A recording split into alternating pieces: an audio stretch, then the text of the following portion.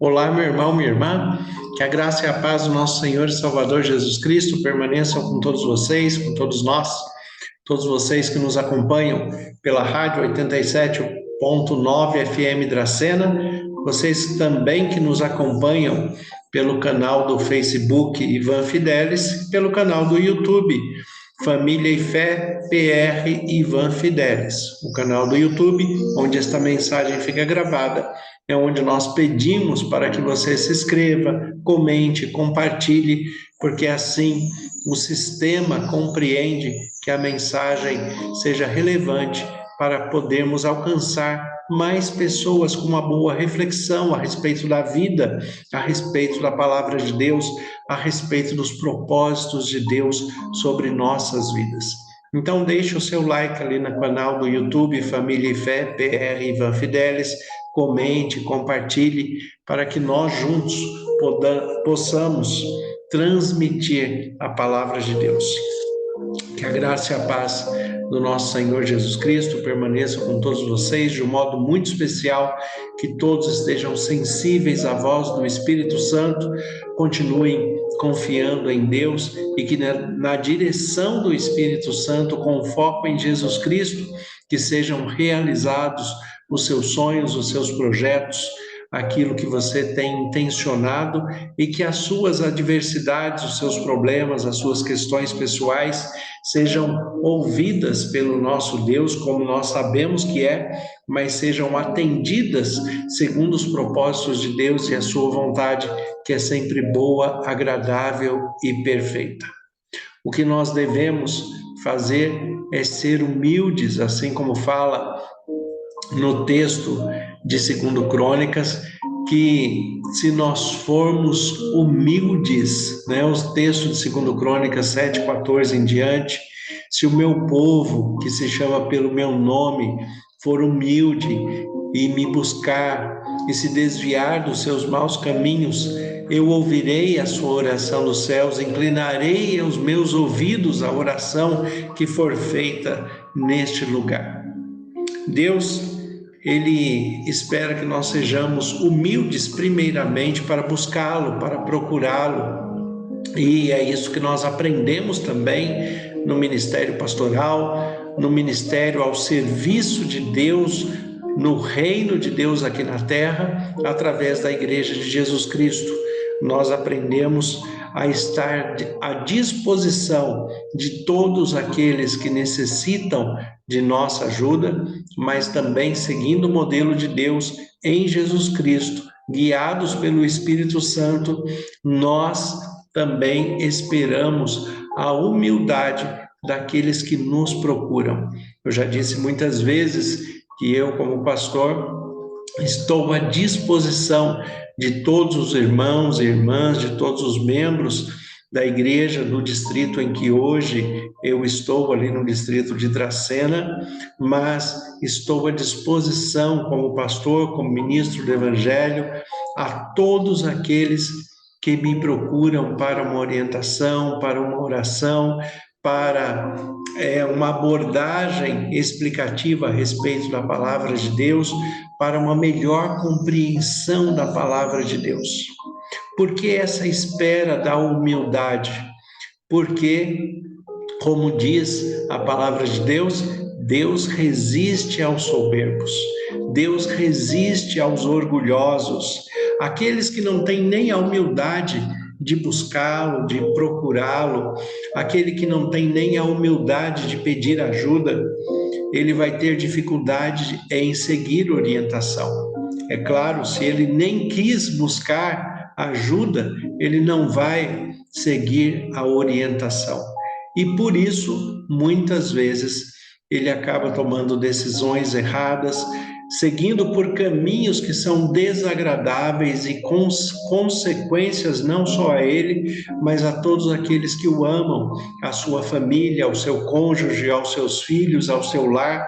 Muitas vezes as consequências são negativas, desastrosas, e às vezes essas consequências chegam até onde a Bíblia nos diz, onde não há mais lugar para arrependimento. Existe esse lugar? Existe. A graça de Deus é enorme, a graça de Deus é elástica, a graça de Deus está disponível a todos, o perdão, a misericórdia, a compreensão de Deus, mas mediante a quebra do orgulho, a quebra do coração prepotente, mediante a busca de Deus para solucionar os seus problemas, as suas adversidades, as suas questões. Então, busque o seu pastor, busque o seu líder religioso, permita que Deus fale com você através do Espírito Santo, busque orientação de Deus através da Bíblia como única regra de fé e prática para todo cristão.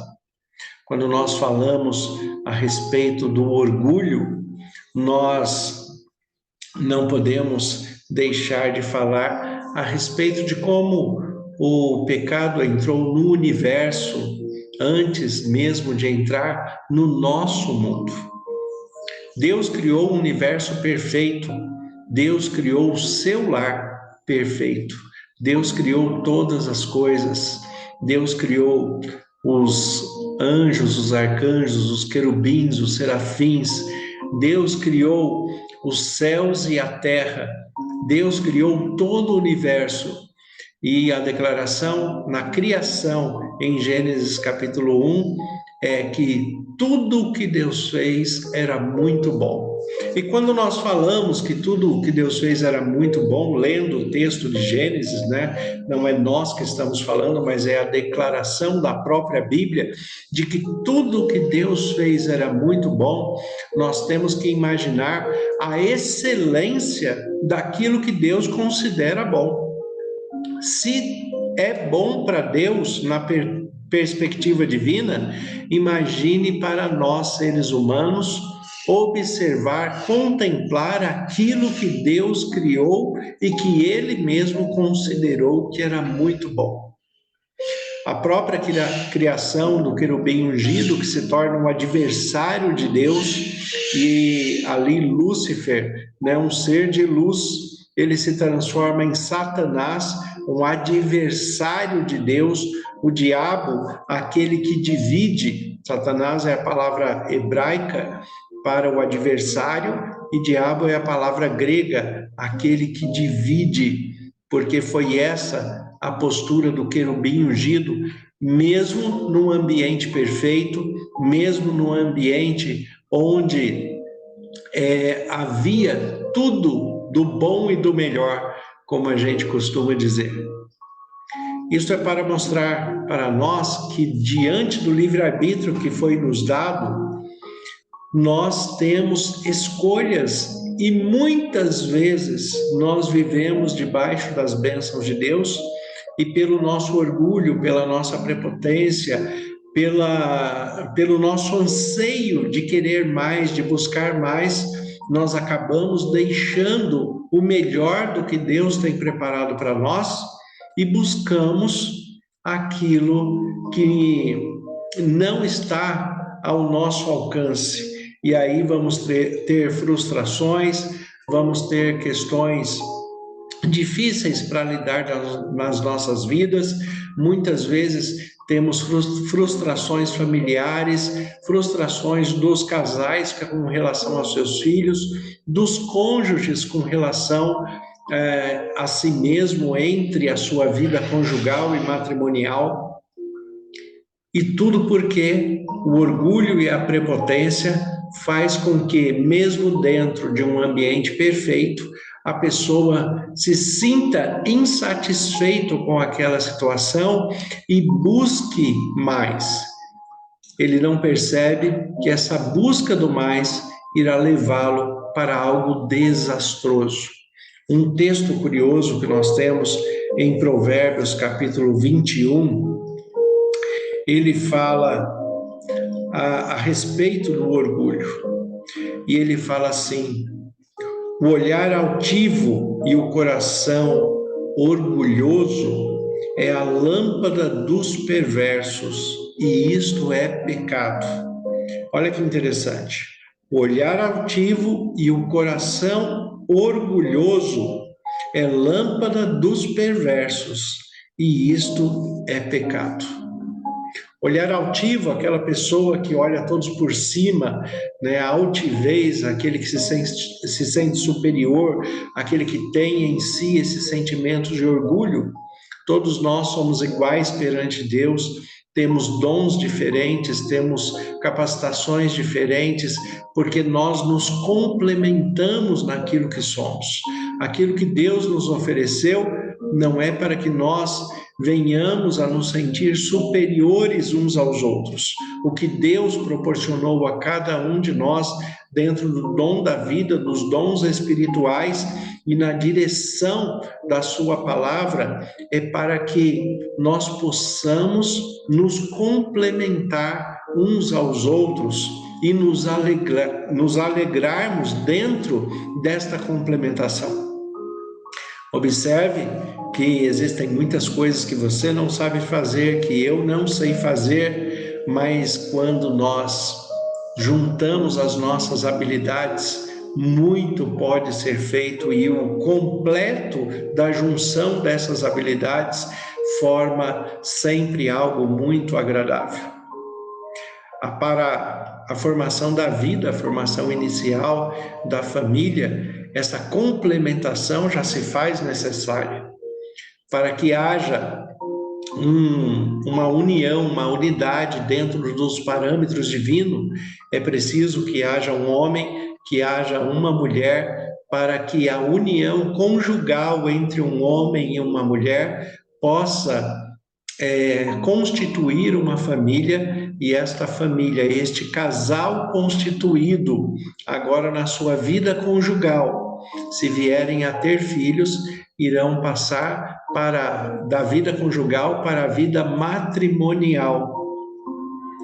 E esses complementos e esses estágios da vida vão proporcionando crescimento, maturidade, vão proporcionando felicidade, vão proporcionando superações e o alcance dos objetivos e projetos que, somando a habilidade de cada um dentro da sua estabilidade familiar, tudo pode ser alcançado dentro dos propósitos de Deus.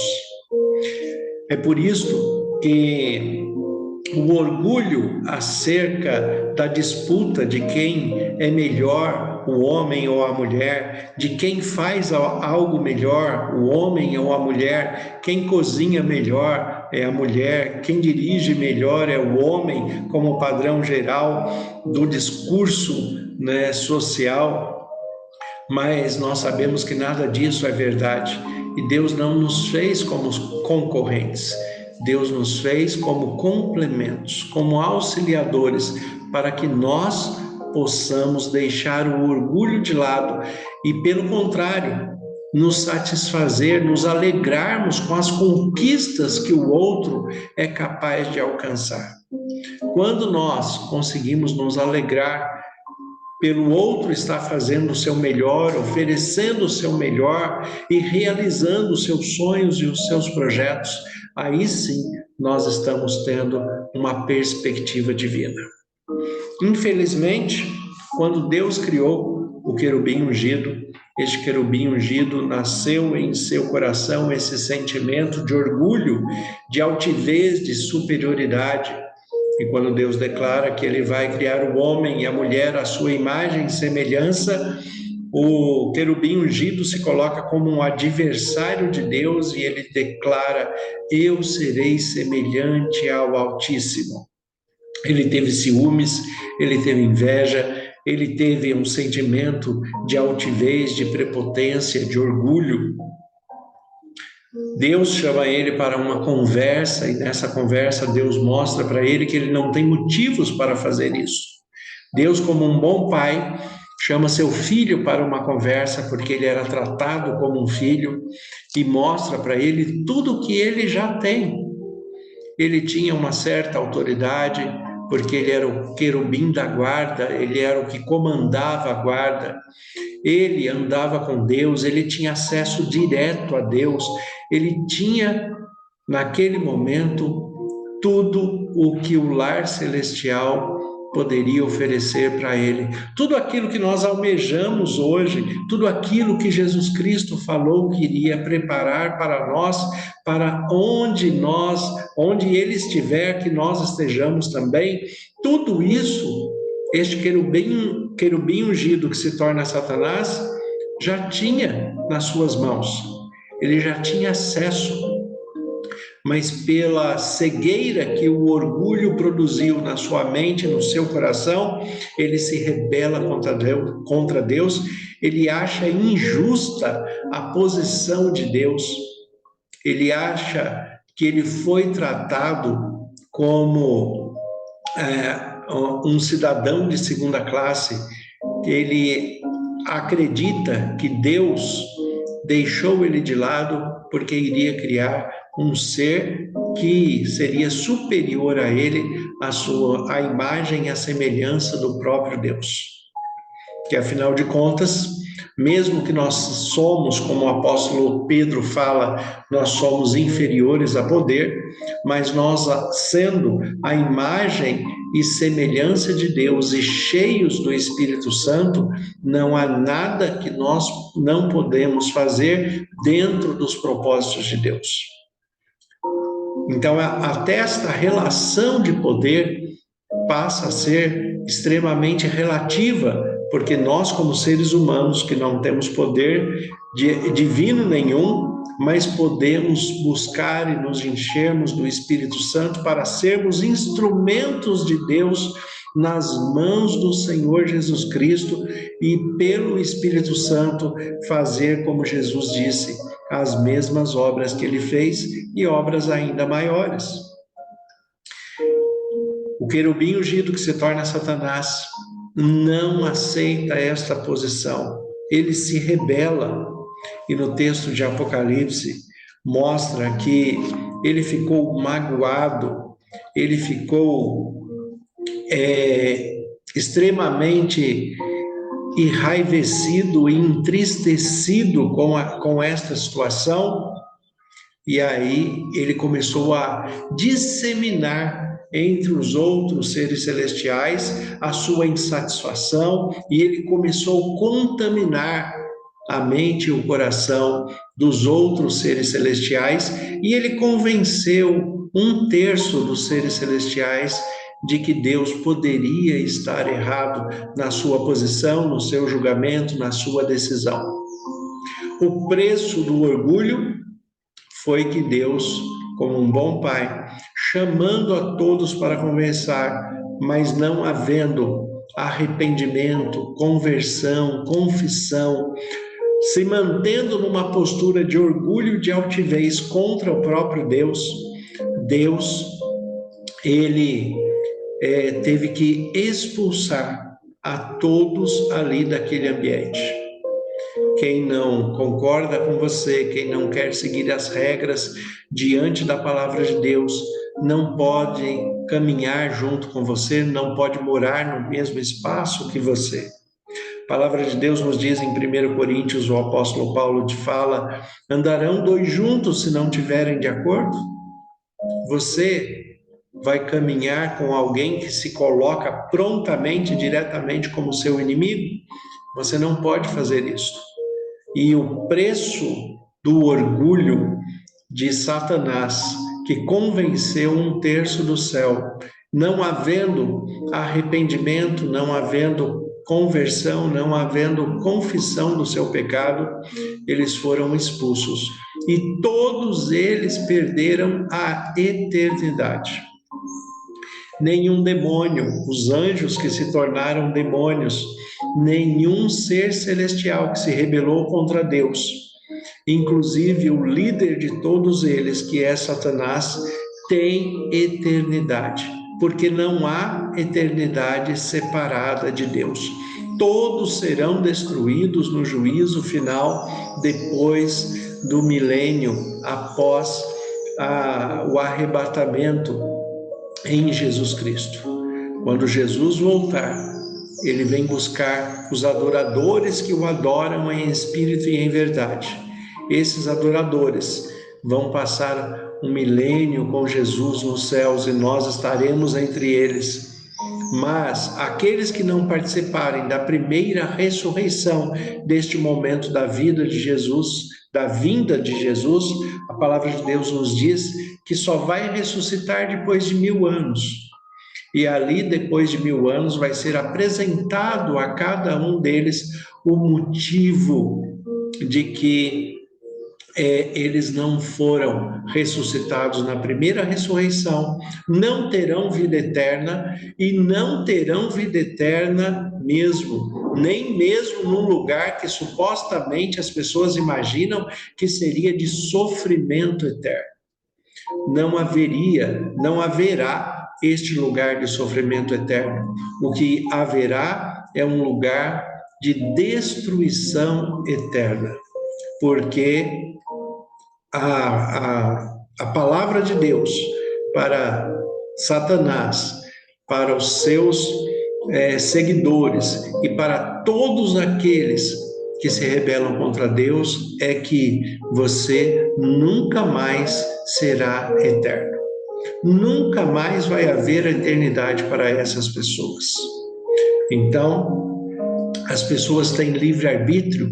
Tem, é claro que tem. As pessoas podem escolher estarem com Deus aqui nessa vida ou rejeitarem a Deus.